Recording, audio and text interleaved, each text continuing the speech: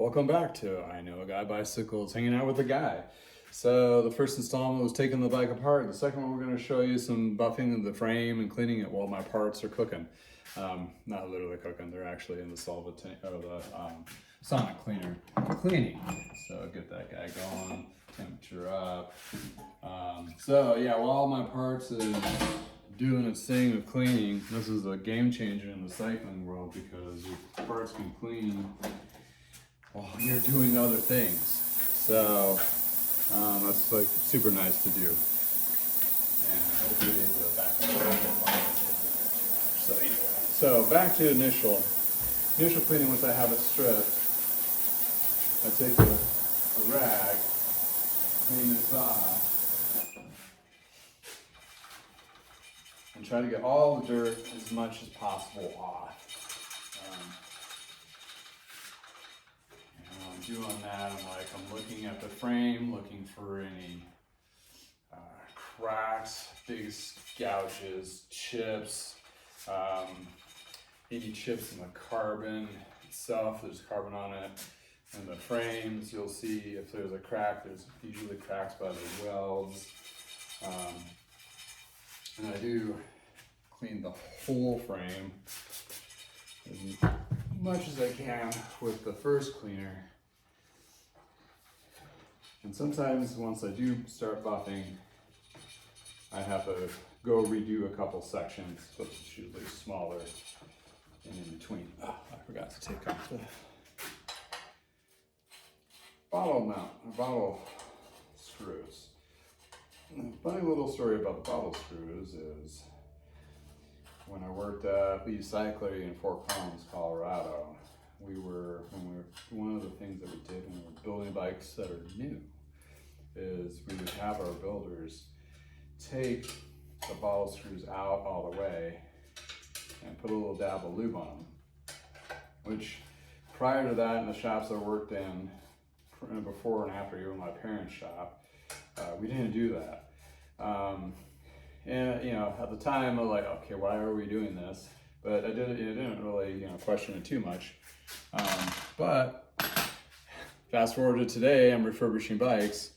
Lo and behold, these little boogers will get stuck in there, and they will get the grommet to break free from the frame, and all of a sudden, it is spinning in there, and you can't take off the water bottle. So, that being said, I have a frame here where I had actually cut it out. And I have a grommet tool, the press fit, to put those in to replace them. But I don't want to do that if I don't have to. But if I have to, it's kind of a tricky bit because you have to cut the grommet without scratching the frame too much.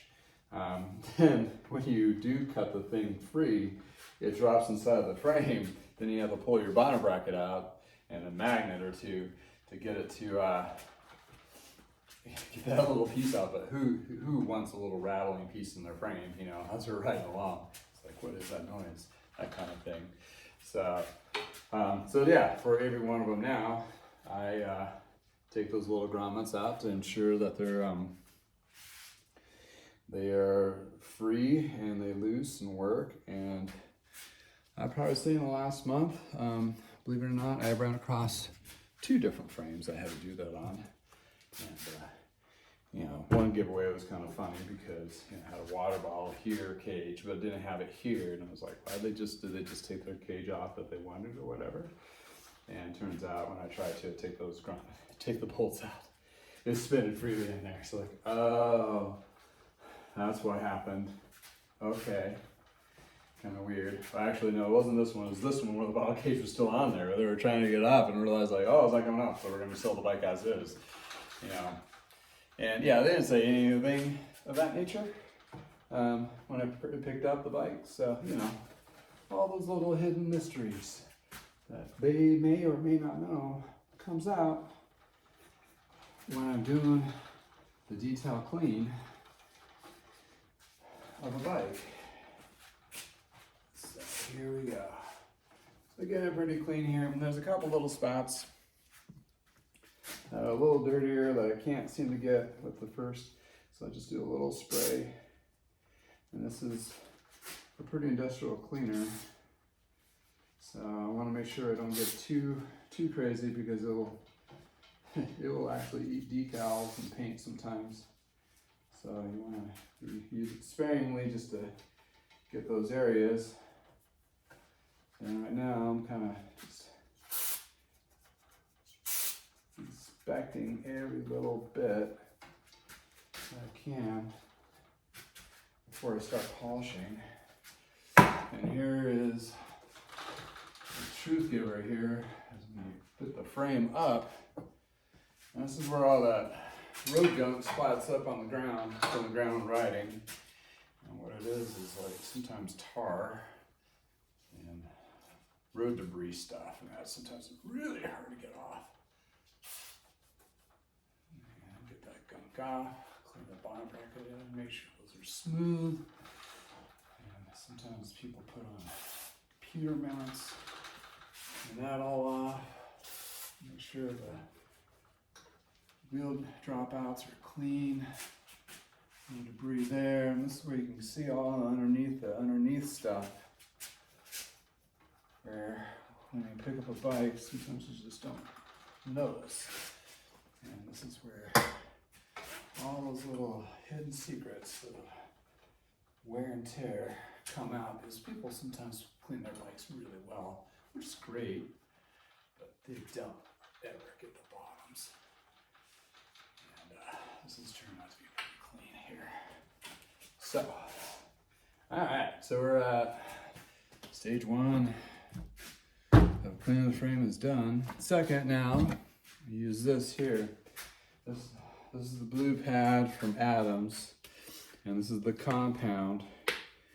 And when I first got this, I went crazy and I put a whole bunch on there, and lo and behold, it looked like I was stucco with blue splatter and all the bikes around me that I just finished. So I learned to do go light polite on this and to get it clean. So basically start with the top tube.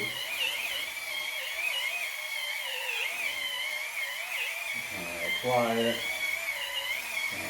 move it around, especially those scratch areas.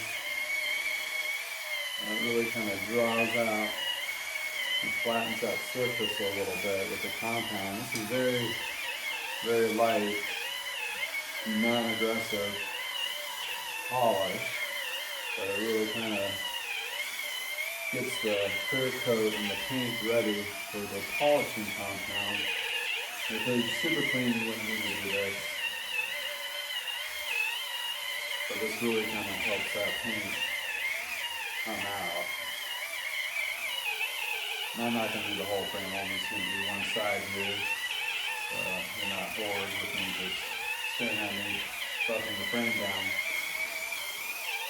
So go on around, underneath, the fork, inside the fork. Like so. Once I have this one done, if there's some extra bits, I have extra pads here.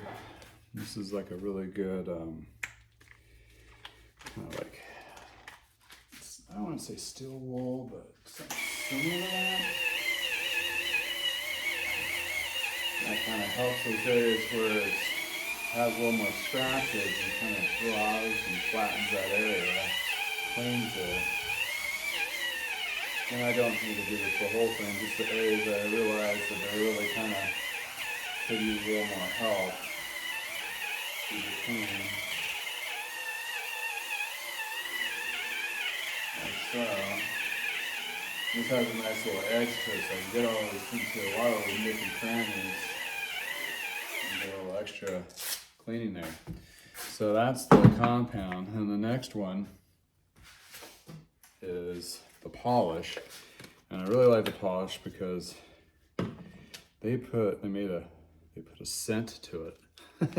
So it smells, let's see what it smells like. I forgot what it smells like. It has like some kind of a sweet smell. And I'm addicted to sugar myself, so kind of like a kind of like, this powdered sugar, kind of vanilla, a little bit of vanilla flavor in there. Back in the day, they used to have stuff called Bike Lust from Trek, and they put a vanilla scent to it. So it was kind of like nose appealing when you're cleaning the bike up. So same thing, put a little bit on the pad here. And kind of repeat the same process. We're going through it. Get a good even coating, and also equal to all the parts. Sometimes I go over the thing a couple times with this pad. And you kind of, I don't know if the camera's bring it out, but you're going to get a kind of a nice shine to the frame. At this point, really kind of really start cleaning it up. Sometimes you want to bad to get stuck.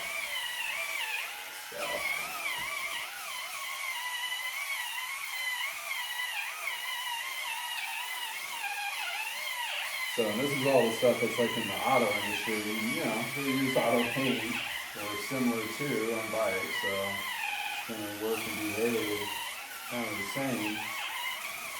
And you can use a lot of the same techniques. The only tricky bit is you need the smaller pads to get into all those little corners and so forth. And here's kind of like a buffing pad. I'll put this on when it's dry. The pad's dry, but the frame still has the compound on there.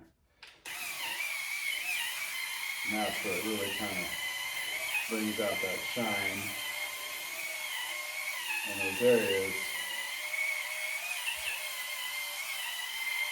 where you had scratch and dirt embedded, which really kind of helps smooth that, makes that basically go away. Makes the frame off and stick.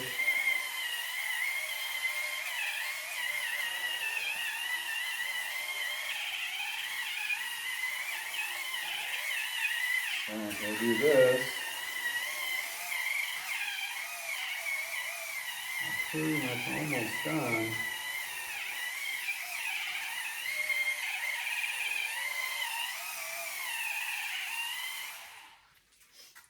Until I use the fiber cloth, or the fiber cloth there. Kind of shine it up. When I was a kid, I loved shining shoes until I got a job. I had to wear polished shoes all the time and shine them myself every day.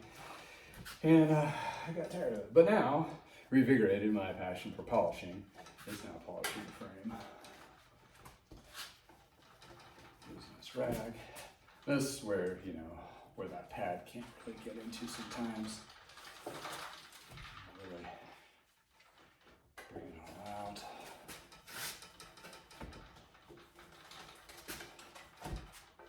So, and again, as I'm doing all this, I'm inherently inspecting, looking for anything that's weird, chipped or cracked or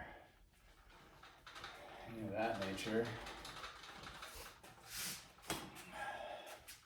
So, and we've got our polished frame. Give you a little bit of a close-up. So, this is your polished frame. And after I'm completely done with it and get all the parts back on it, sometimes these frames are better looking after I do my polish than they were probably new out on the showroom floor, believe it or not. And what's really cool about some of these paint jobs, they have a glitter built into them, a glitter base. You can't really tell with like fluorescent lighting or halogen lighting until you actually go outside. So I do have a base where I see all my pictures of all the bikes I do. That's on wheels. I rolled outside. I use natural light for my lighting to bring out the paint jobs as much as possible and get the clearest pictures in daylight. A lot of companies that use camera booths and so forth don't really have the space or the money or the time. So that'll maybe eventually at some point. But I kind of like dragging it outside because the sunlight really gives it that kind of a real life experience. So there you go. That's what I do with the polished frame. Once I'm all done cleaning completely and the parts are clean, then I start putting all the parts back on. That'll be in the next video or two down the road. Thank you for spending time with me, and we'll see you next time.